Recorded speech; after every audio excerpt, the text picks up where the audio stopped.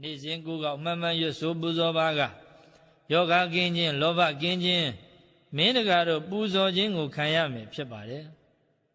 တန်ဗုဒ္ဓေဂါထာတော်ကြီးကိုရွတ်ဆိုပူဇော်ပြပါမယ်တံဗုဒ္ဓေအထဝီသင်္စာဒွါရသင်္စာသဟတကေပင်စတတသဟတနိနမာမိတိရတာမဟံ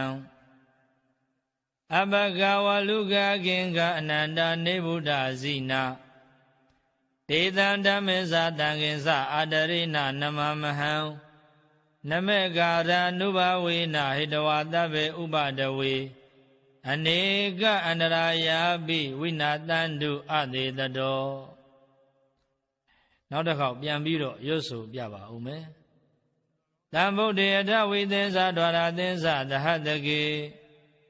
ပင်စတတသသာနိနမာမိတိရတာမဟံအဘဂဝလူကကင်္ဂအနန္တနေဗုဒ္ဓဇိနာဒေသံဓမ္မေဇာတံကင်္စအာတရိနနမမဟံနမေကာရနုဘဝေနဟိတဝါတဗေဥပဒဝေအနေကအန္တရာယာပိဝိနာတန္တုအသေးတတော်နေ့စဉ်ကိုယ်ကောက်မှန်မှန်